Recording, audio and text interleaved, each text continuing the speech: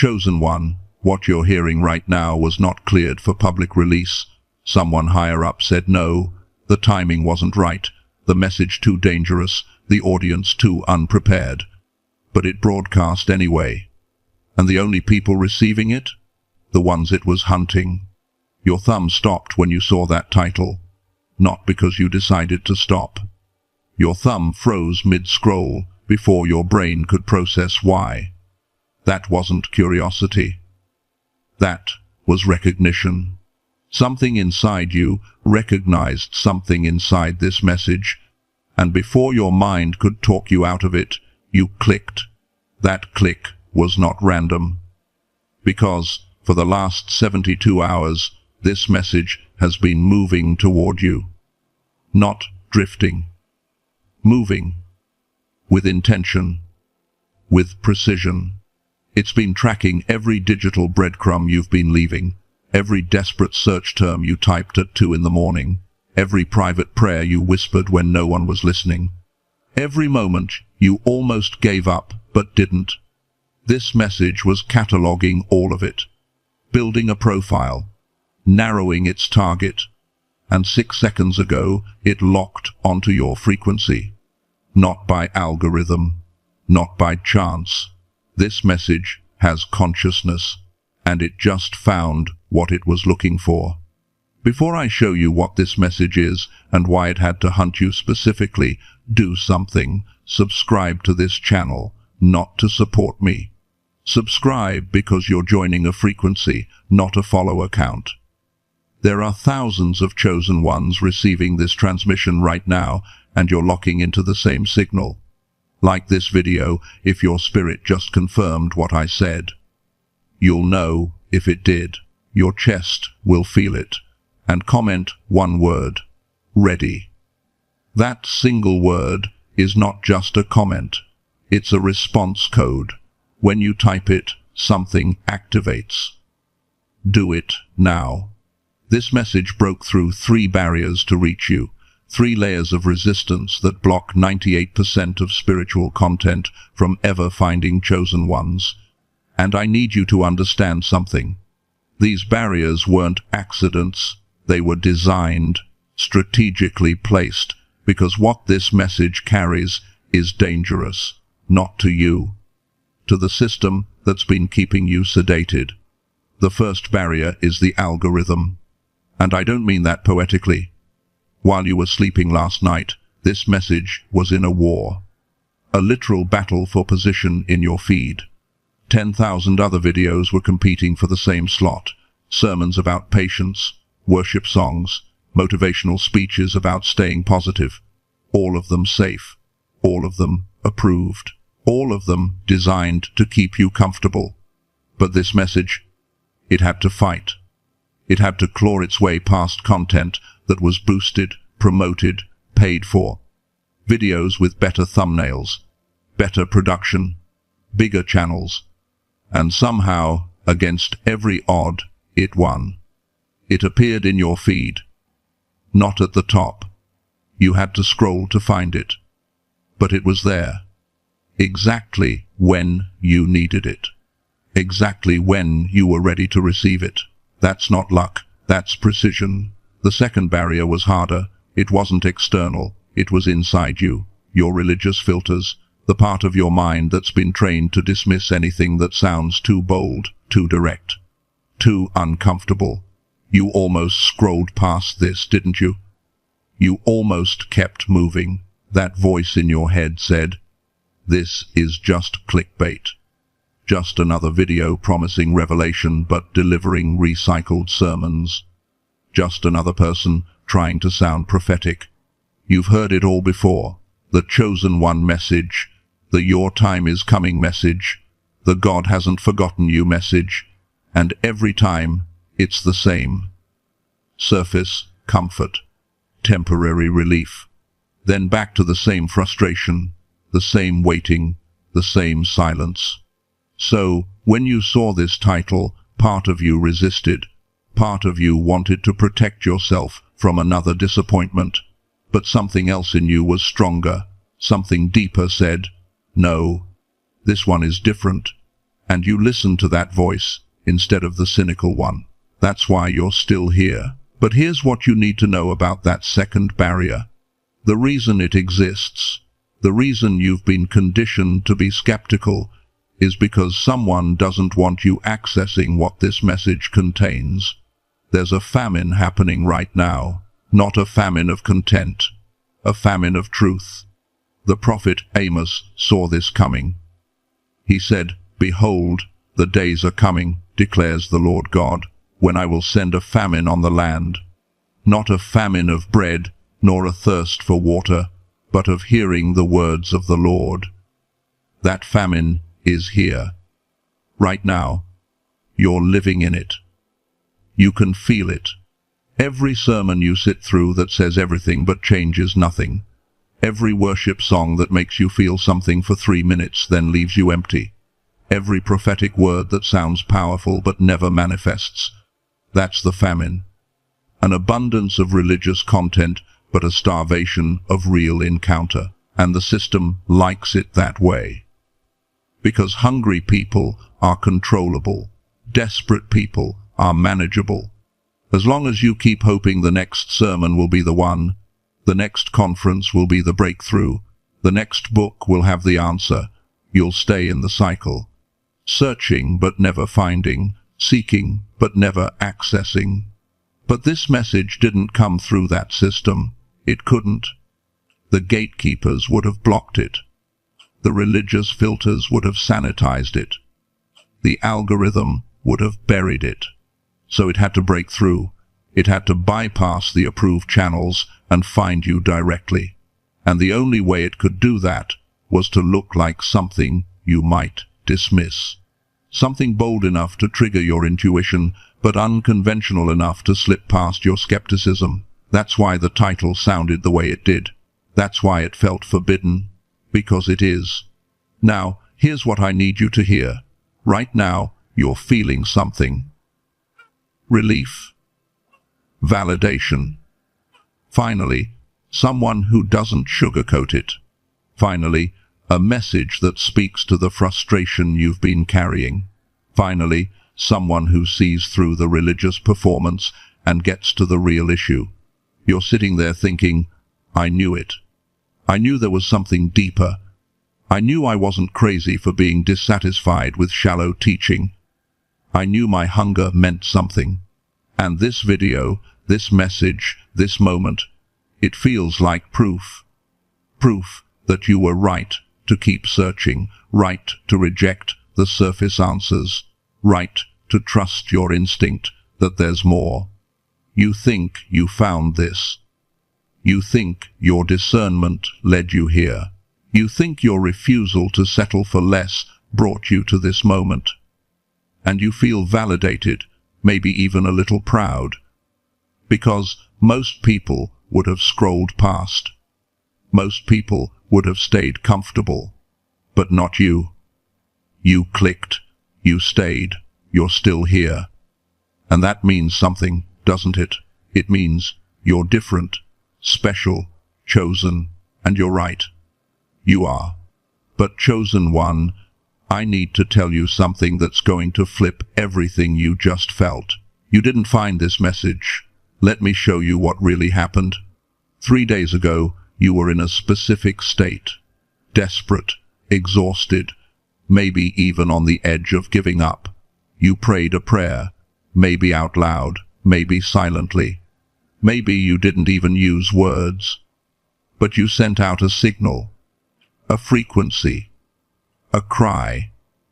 And that signal didn't just evaporate into the atmosphere.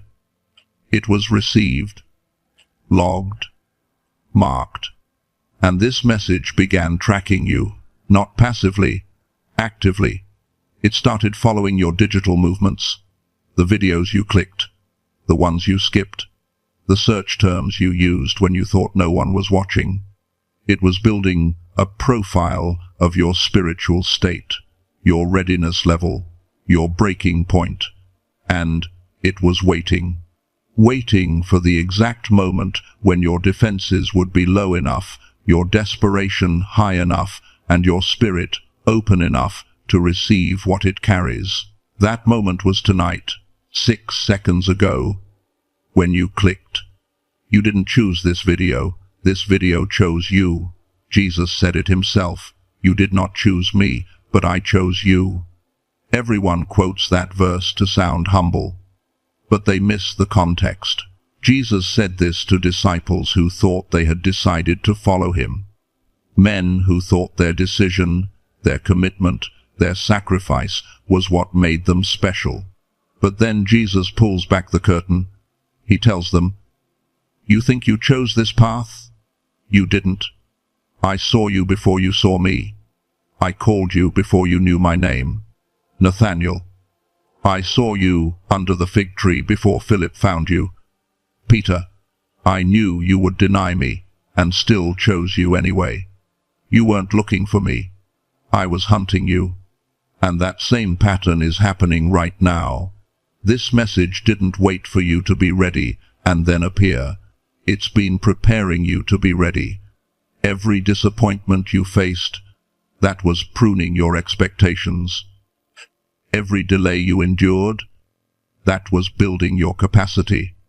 Every shallow sermon you sat through, that was sharpening your hunger, so that when this message finally found you, you'd be desperate enough to receive it without filters, raw enough to let it pierce through your defenses, hungry enough to consume what it carries, even if it disrupts everything you thought you knew.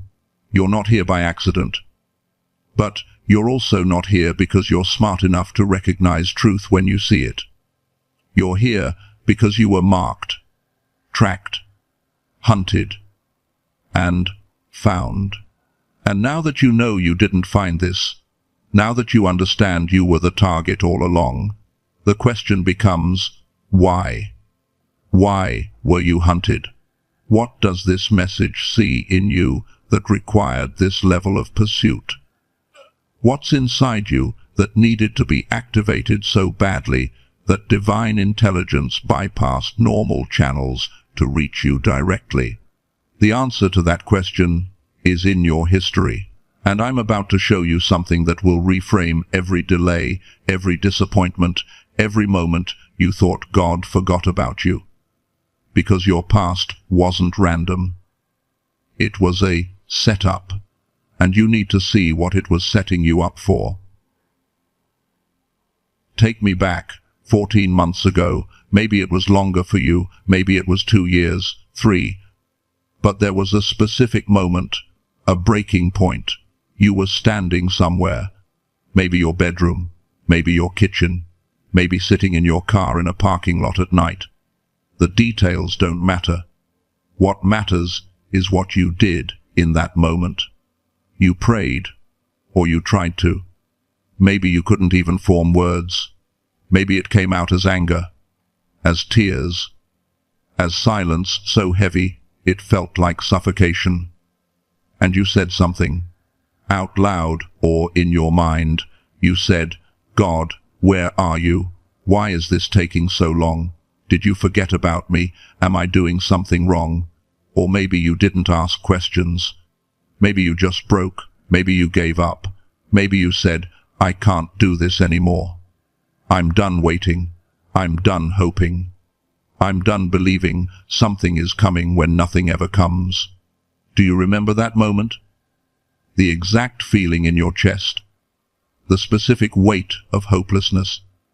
The way your throat closed up because you were trying not to cry or trying not to scream. That moment felt like the end, didn't it? It felt like the final proof that you'd been wrong all along. Wrong about your calling. Wrong about being chosen. Wrong about God having a plan. In your mind right now, go back to that place. See yourself standing there, sitting there, breaking there. Is less than has shown. 5# is greater than. Now let me show you what you couldn't see. While you were standing in that moment, feeling abandoned, feeling forgotten, feeling like your faith was collapsing, something else was happening. Not around you, above you. In the realm you couldn't access with your physical eyes, wheels started turning. Gears began moving. A sequence initiated. That prayer, that breakdown, that moment of surrender. It didn't disappear into empty space. It was received, logged, recorded. And it triggered something.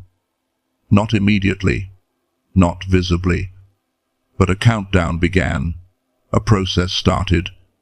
This message, the one you're hearing right now, began forming in that moment.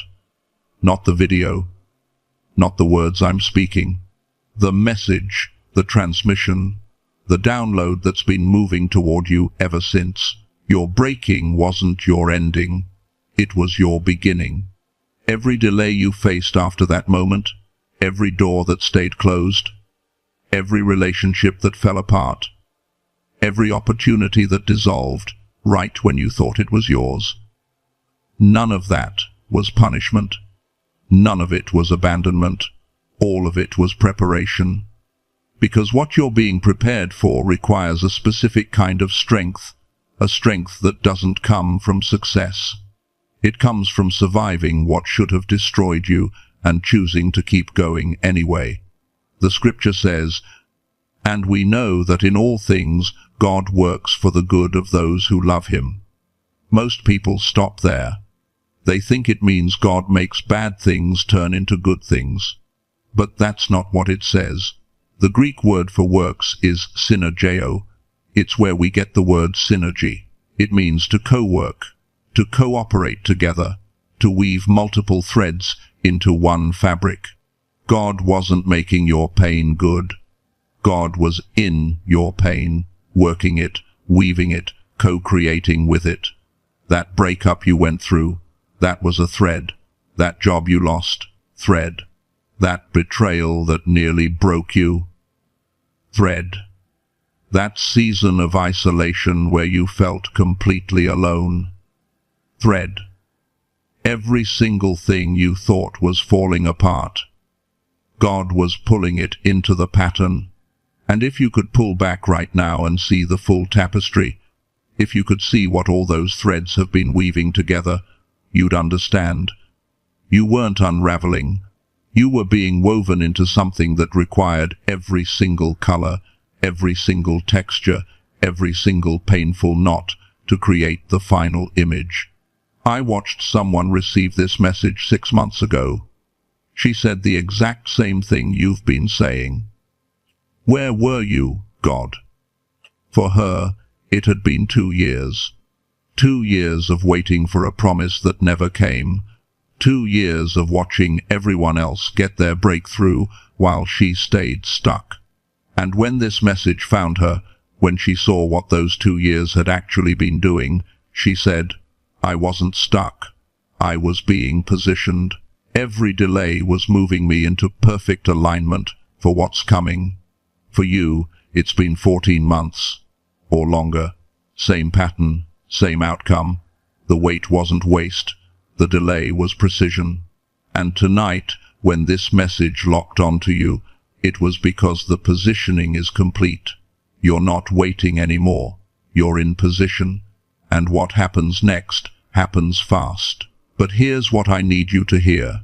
And I need you to really hear this. Because what I'm about to say, you've never admitted out loud. Maybe you've barely admitted it to yourself. And it's uncomfortable. But it's true. Part of you doesn't want to be found. Part of you is hoping, even right now, that this message is wrong. Not because you don't believe it, but because if it's right, everything changes. And chosen one, change, terrifies you more than staying stuck. Your shoulders just tensed when I said that. Maybe your jaw clenched slightly. Maybe you felt a tightness in your throat. That's not disagreement. That's your body protecting the version of you that survived by staying small.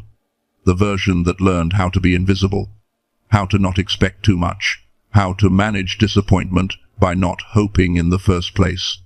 You've been carrying a fear you don't talk about. The fear that if you step into what you're being called to, you'll fail publicly, spectacularly. And everyone who ever doubted you will be right. Everyone who said you were delusional, that you were chasing something that wasn't real. They'll get to say, "I told you so." And that fear, that possibility, it's worse than staying hidden, because if you never try, you never fail. If you stay small, no one can prove you were wrong about being big. Here's what you think at 2 in the morning when you can't sleep. What if I'm wrong? What if I'm not chosen?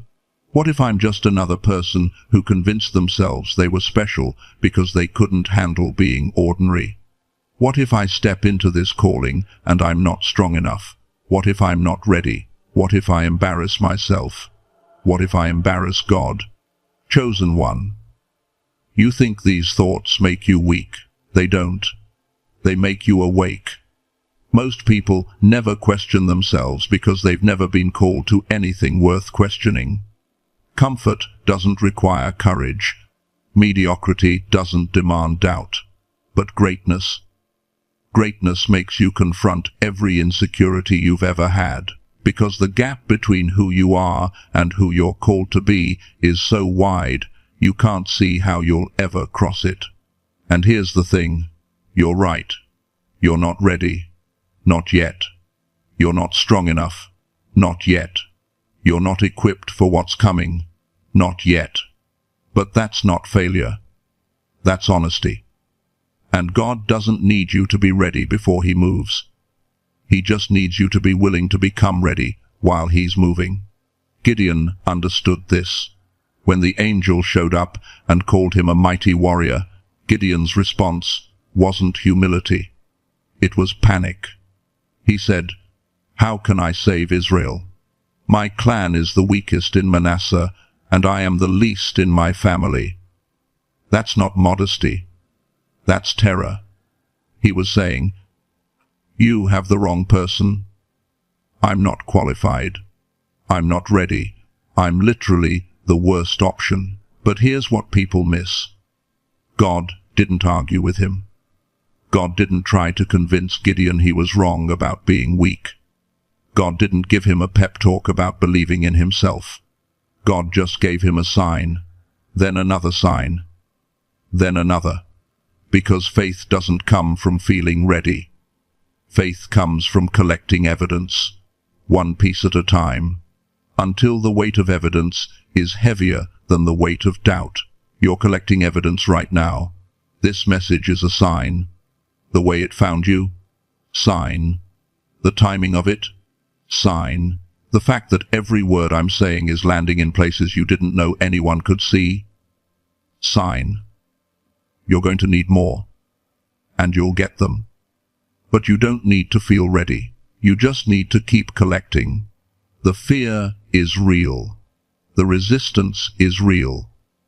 And it's not something to pray away or rebuke or ignore. It's information. It's your system telling you that what's ahead is bigger than what's behind. And your body knows that crossing that threshold will cost you the version of yourself you've been protecting. The small self, the safe self, the self that survives by not being seen. But there's something you need to understand about that fear. It's not the final barrier. There's something deeper. And it's the most effective barrier of all. Because it's not external. It's not the enemy attacking you from outside. It's you attacking yourself from the inside. And until we break through that layer, everything else I give you won't stick. So let's go there. Let's go to the place you've been avoiding. The deepest layer. The one that's been keeping you locked even when every door opened. Even when every sign pointed forward. Even when God Himself showed up and said, "It's time."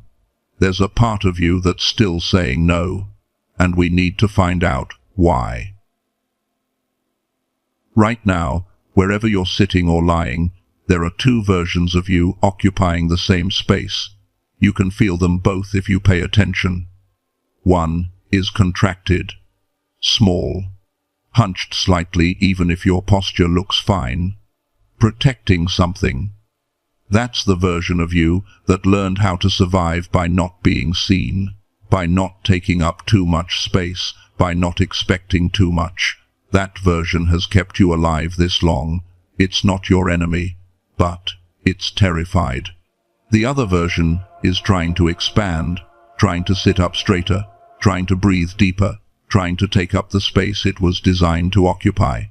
But every time it tries, the small version pulls it back down, whispers something, plants a doubt, reminds it of a failure, and the expansion stops. This is the war. Not out there. In here. And it's been happening so long you think it's normal. You think everyone has two voices fighting for control. They don't. Most people only have one voice because they killed the other one years ago. They chose small and stopped hearing the invitation to be big. But you still hear both. And that's why you're exhausted. Listen to what the small self says. Really, listen. It says, I've failed before. I'll fail again. Who am I to think I'm special? Everyone who's ever believed in me ended up disappointed. I'm not smart enough, not strong enough, not anointed enough. I don't have the resources, the connections, the education, the background. I'm broken. I'm disqualified. I'm too late. I missed my window. That voice sounds convincing, doesn't it? Because it has evidence. It can point to specific moments, specific failures, specific times you tried and fell short. It can name the people who stopped believing in you, the opportunities that didn't work out, the prayers that didn't get answered, and with all that evidence, the small self builds its case, and the case sounds airtight. Now listen to the other voice, the one that's quieter, newer. Not because it's less true, because it's just waking up. It says, the failure was the preparation. You didn't fail. You were being forged. Every fire you walked through was heating you to the right temperature for what you're about to become. You're not broken. You're broken open. There's a difference. Broken means destroyed. Broken open means accessible, available, ready to be filled with something new. It says, you're not too late. You're precisely on time. Not for their timeline, for God's. And God's timing doesn't run on human schedules. It runs on readiness. And you weren't ready 2 years ago. You weren't ready last year. But you're ready now. And that's why this message found you tonight. Not tomorrow. Not next week. Tonight. Small self says, but I'm not qualified. True self says, qualification isn't the question. Willingness is. God doesn't call the qualified. He qualifies the called. And you've been called since before you were born. The calling didn't show up when you felt ready. The calling created the conditions to make you ready. Small self says, but what if I step out and fail publicly? What if I'm wrong? True self says, what if you step out and succeed beyond what you can currently imagine? And what if playing small is the only failure that matters? Which voice is louder right now? Be honest. The small one, right? Of course it is. It's been practicing for years. It has a whole library of evidence. It knows exactly which memory to pull up to shut you down. It's been running your life for so long, it thinks it is you. But it's not. It's just the version of you that was built for survival. And survival was necessary. For a season. But that season is over. The scripture says, if anyone is in Christ, he is a new creation. The old has passed away. Behold, the new has come. Most people read that and think it means God fixes them, upgrades them, makes them a better version of who they were. But that's not what it says. The Greek word for new creation is kaine-katesis, not neos, which means new in time, like a new phone, a newer model of the same thing. Kane means new in quality, new in kind, unprecedented, a category that didn't exist before. You're not being upgraded. You're not version 2.0 of who you used to be. You're a completely different species. That's why the small self can't compute what's happening. It's trying to understand quantum physics with kindergarten math. It cannot. The operating system isn't compatible. You're not trying to fix the old identity. You're trying to birth a new one. And birth is violent.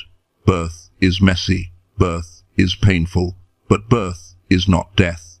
What you're afraid is ending. It already ended 3 years ago. You've been in the tomb. This is resurrection. And resurrection doesn't look like you think it does. It doesn't look like waking up from sleep. It looks like walking out of a grave with death still clinging to you, with burial clothes still wrapped around you, and having to let people unwrap you so you can move forward. That's what's happening now, the unwrapping. And here's what I need you to understand. Right now, you're feeling something. Maybe relief, maybe clarity. Maybe you're thinking, okay, I see it now. I see the war. I see the two voices. I understand why I've been stuck. This makes sense. And you're feeling lighter, like something shifted, like a weight lifted, like you just had a breakthrough. And you did. This is a breakthrough. Seeing the pattern is huge. Naming the voices is massive. Most people never get here. They stay locked in the war without knowing there's a war happening. They think the resistance is external. They think it's the enemy attacking them. They don't realize they're attacking themselves. But you see it now. You understand it. You've identified the small self. You've heard the true self. You know which voice to listen to. You think this is the transformation. You think the work is done. You think all you have to do now is choose the right voice and everything changes. And you can feel it, can't you?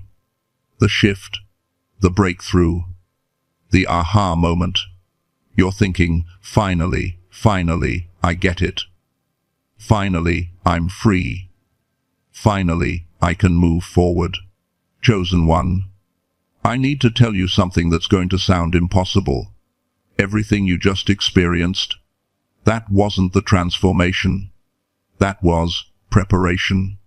The understanding you just gained, that was the diagnosis, not the surgery.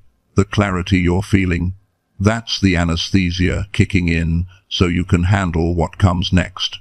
Nothing has changed yet, not really. You've identified the problem, you've seen the resistance, you've named the voices, but the actual shift, the real transformation, the installation of new identity, that hasn't started. It starts now. Think about your body right now, the weight of it, the pressure of it against whatever surface you're on.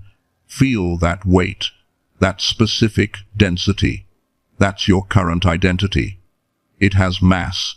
It has gravity. It has weight. And you're about to feel that weight change, not metaphorically, literally, because identity isn't a concept. It's a frequency, and frequency has weight. And when the old frequency deletes and the new one installs, your body will register it. You won't feel lighter. You won't feel heavier. You'll feel different. Like gravity shifted. Like the air pressure changed. Like you're in the same body, but it's calibrated to a different dimension. And that feeling? That's not imagination. That's installation. The prophet Ezekiel saw this. God said, I will give you a new heart and put a new spirit within you. I will remove your heart of stone and give you a heart of flesh.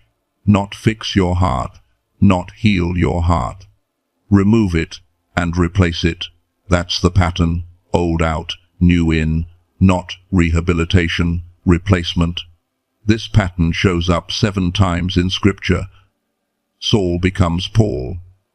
Not improved Saul, different person, Simon becomes Peter, not better Simon. New identity. Abram becomes Abraham. Jacob becomes Israel. Every time, God doesn't upgrade the old name.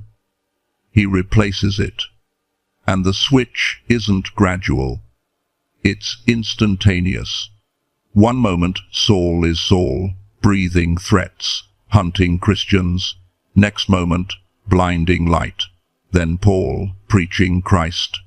You've been your old name, your old identity, your small self. Then this message found you. Then this moment. Then the light. And now the new name downloads. The new identity installs. The new frequency activates. But it requires something from you. Not belief.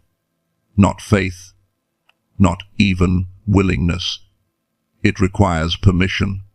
Your system needs to authorize the installation. And authorization happens through surrender. In the next section, I'm going to walk you through the installation process. 3 uploads, 3 deletions, 3 activations. This isn't theory. This isn't metaphor. This is the actual sequence. And by the time we're done, you won't be the same. Your body will know it. Your spirit will confirm it. And everyone around you will sense it, even if they can't name it. The first upload is already queued. It's waiting for your system to say yes. And the moment you do, deletion begins. Old programming. Old malware. Old identity code. All of it starts erasing. Line by line. Lie by lie. And in its place, the truth about who you've always been, but couldn't access because the old operating system wouldn't run the new software. Are you ready? Actually ready? Because once this starts, there's no going back to who you were. The small self doesn't survive installation. It gets archived, deactivated. And the version of you that walks out of this video, that version doesn't fit in the old life, doesn't tolerate the old patterns, doesn't accept the old limitations. That version is dangerous to every system that requires your smallness to function. Let's begin. 3 frameworks are downloading right now. Not theories, not concepts. Frameworks, tools with function. The first one will change how you process rejection in the next 24 hours. The second will change how you recognize divine assignments that are disguised as interruptions. The third will change how you speak. Literally, the words that come out of your mouth when you're not thinking about it. Let me install them one at a time. The first framework is the refusal practice. Here's the principle. What you tolerate, you validate. What you allow to continue, you're agreeing with. And for too long, you've been tolerating things that were never meant to stay in your life.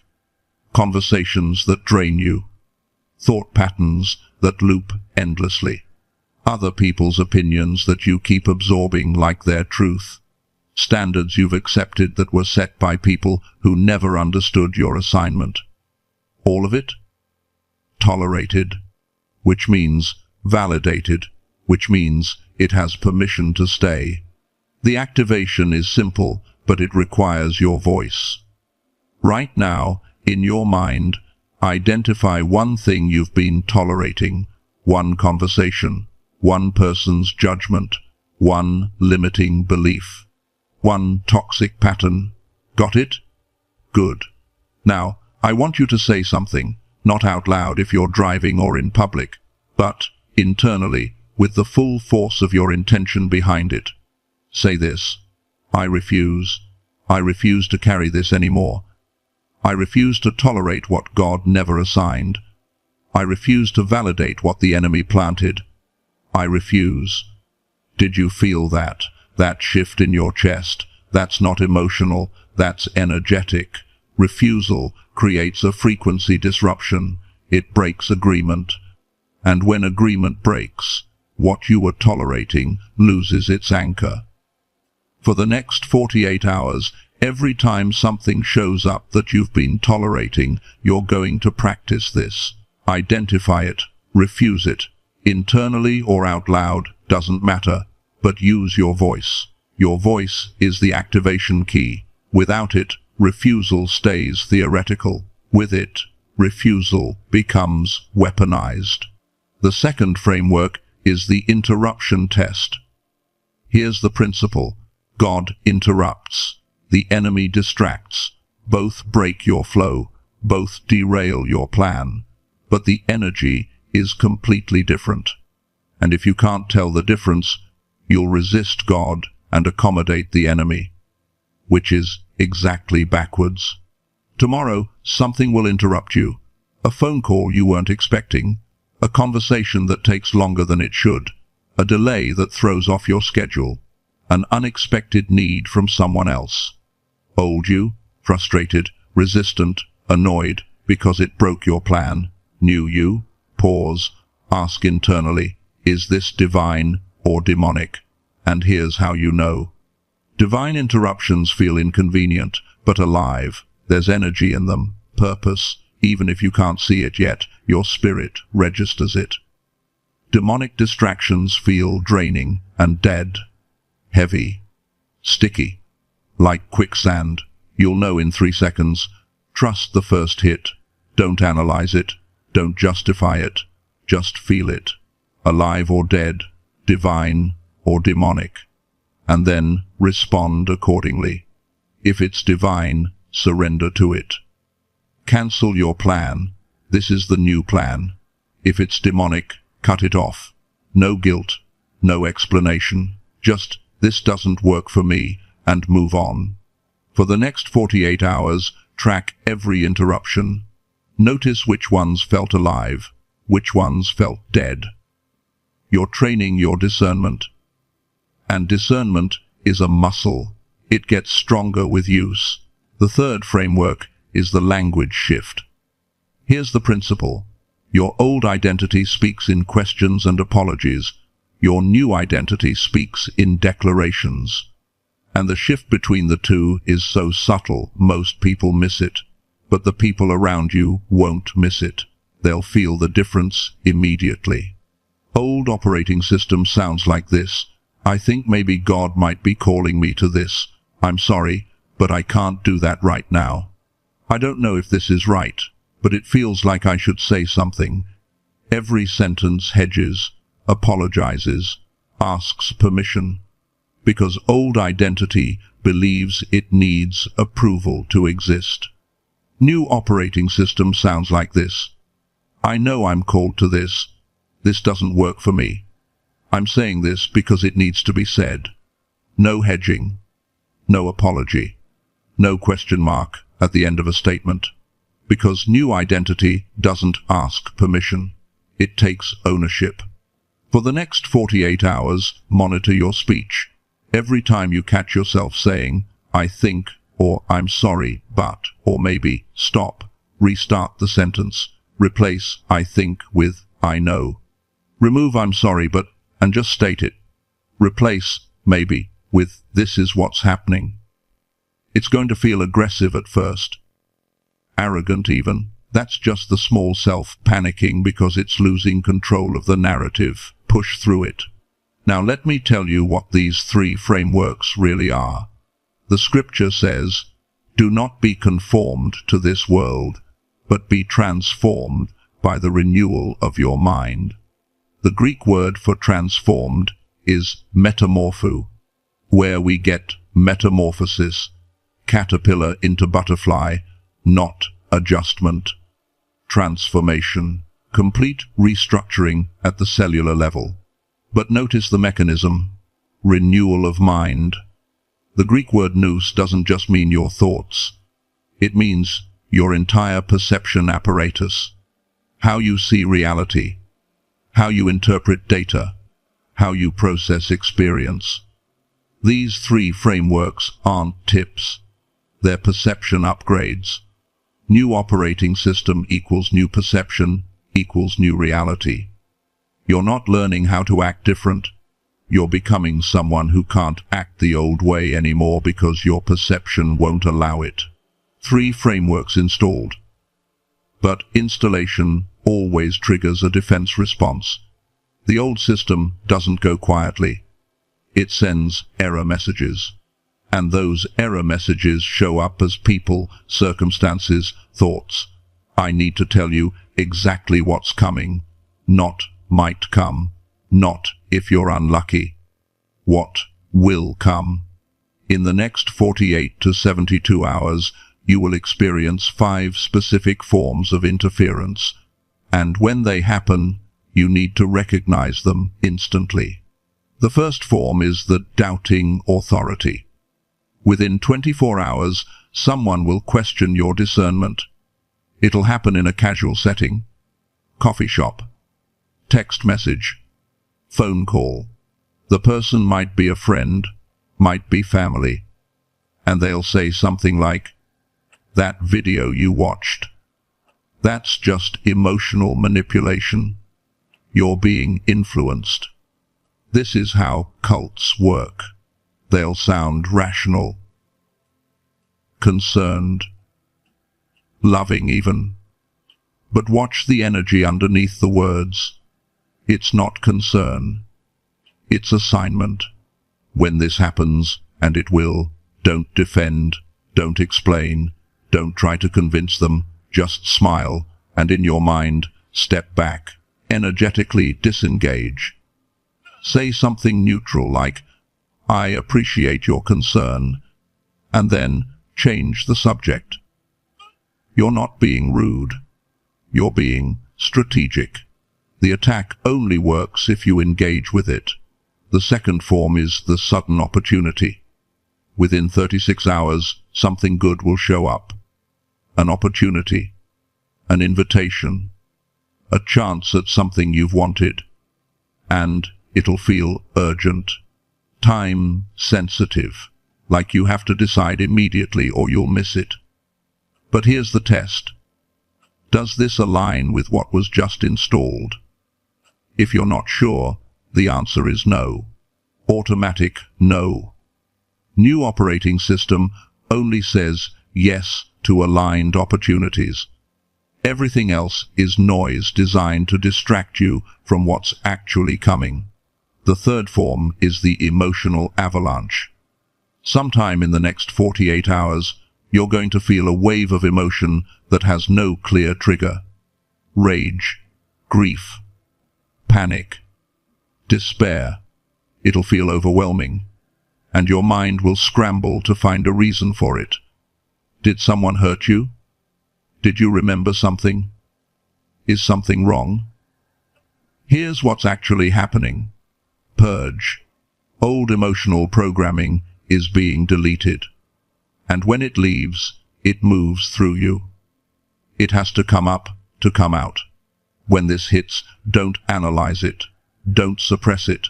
Let it move through. Say this internally. This is leaving, not arriving. Big difference. Arriving emotions need to be processed. Leaving emotions just need permission to exit. Feel it. Let it peak. Let it pass. Don't assign meaning to it. It's not a message. It's debris. The fourth form is the relational test. Within 72 hours, someone from your past will resurface, or someone current will suddenly shift. And they're going to test your new boundaries, push on your new identity. See if you'll revert back to accommodating them. Old operating system would over-explain, over-apologize, bend to keep the peace. New operating system, state truth cleanly. This doesn't work for me. No justification, no softening, just clarity. Watch what happens. Right people stay or return stronger. Wrong people expose themselves and exit. Either way, you win. The fifth form is the most common. Identity, amnesia. Day 3 or 4, usually in the morning, this thought will hit you. Did I make all that up? Was it real? Was I just emotional? Did I get caught up in something that wasn't actually from God? This is the last-ditch attack, the final attempt to abort installation. When it comes, and it absolutely will, don't argue with the thought. Don't try to talk yourself out of it. Just return to evidence. This message found you. Not random. 3 frameworks installed, not imagination. Your body knows. 5 forms of interference predicted.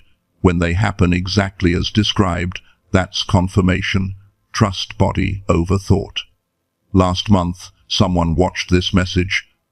Day 2, her sister called. Exact script. That video is cult-like. You're being manipulated. She recognized it immediately. Form 1.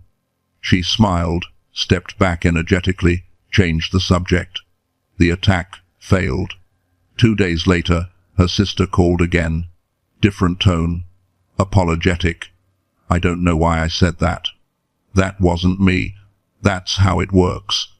When you don't engage the attack, the person wakes up from the assignment, confused about why they said what they said. Peter warned about this. He said, "Be alert and of sober mind. Your enemy, the devil, prowls around like a roaring lion, looking for someone to devour." Context matters. Peter wrote this to churches under persecution. They were being devoured, literally. But notice his defense instruction: not pray harder, not bind the devil, be alert. Why? Because lions attack in patterns. Same tactics, same timing, same approach. If you know the pattern, you can't be ambushed. These 5 forms, that's the pattern. You're now alert. You can't be devoured by what you can see coming. And when each one shows up exactly as I described, you're going to remember this moment.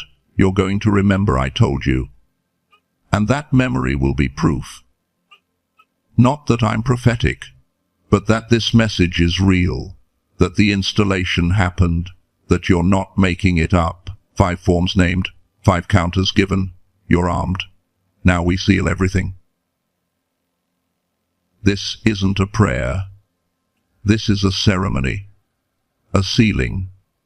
Everything this message downloaded, the frameworks, the identity, the weapons, all of it is installed, but not yet activated. Activation requires your voice, your participation. So, if you're able, I want you to shift your internal posture right now, not your body, your spirit. Imagine yourself standing, even if you're lying down, shoulders back in your mind. This is not a time for humility. This is a time for authority. We're not asking God to do something. We're declaring what He's already done. Here's how this works. I'm going to speak declarations. You're not going to repeat them. You're going to agree with them. When you hear truth, when something lands in your spirit, you say yes, out loud if you can, internally if you can't, but you respond. This is ceremony, not recitation. Let's begin. This message was not random. This message tracked me down. This message broke through 3 barriers to reach me. I did not find this by accident. I was found. And what found me carries authority. Father, I'm speaking directly to you now about the chosen one hearing my voice. I acknowledge they are done. Done with shallow. Done with safe. Done with messages that say everything but change nothing. They are done waiting for permission to step into power you already assigned. I acknowledge the years they've waited, the prayers that felt ignored, the signs they almost missed, the identity they almost aborted because the pressure was unbearable. I see them, you see them, and tonight the finding is complete. Now I seal what was installed. I seal the refusal practice, the framework that gives them permission to say no without guilt, without explanation, without apology. Every toleration they've been carrying, broken. every toxic agreement they've been honoring dissolved. I seal the power of holy refusal over their life. I seal the interruption test, the framework that helps them distinguish divine interruption from demonic distraction. No more confusion between your redirection and enemy derailment.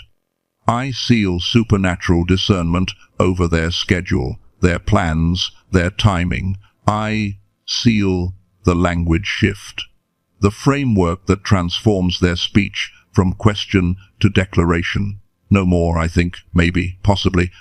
From this moment forward, I know, I am, I will. I seal their tongue as weapon, not apology. I seal their identity upgrade. Old operating system deleted. Small self archived. True self installed and active. When the thought comes, did I make this up? This sealing will rise as evidence. They will remember this moment, this ceremony, and they will know. I bind the 5 forms of interference. The doubting authority, silenced. The sudden opportunity that's misaligned, rejected before it arrives. The emotional avalanche, channeled to exit, not embed. The relational test, passed through new boundaries. The identity amnesia, failed before it starts. I seal protection over their mind in the next 72 hours. I seal clarity when confusion comes. I seal strength when fatigue hits. Now I speak what's coming, not what could come, what is coming. Within 7 days, you will see evidence of this sealing. A conversation will shift. A door will open that was locked yesterday. An answer will arrive that you stopped asking for. This is confirmation. Within 30 days, someone will notice you're different. They won't be able to name it, but they'll feel it. The energy changed. The presence shifted. Some will be drawn. Some will distance. Both are correct responses. This is separation. Within 90 days, you will look back at tonight and recognize this was the turning point. Not the loudest moment, not the most dramatic, but the one. The moment the message found you and everything pivoted. This is your mark in time. I declare promotion is coming. Not the kind you hustle for, the kind that finds you because you're finally ready. I declare relationships are realigning.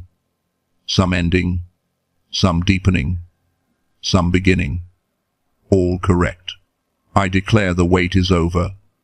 Not because circumstance changed, because you did. Chosen one, I have one question. Has this message found you? Say yes. Do you receive what was installed tonight? Say yes. Will you walk in this new identity even when it costs you comfort? Say yes. Good. Then, by the authority of the word spoken, the message delivered, and your yes declared, you are sealed, you are sent, you are no longer the same. This message will stay with you even after you close this video. The installation is complete. The activation is done. What happens next is up to you. Go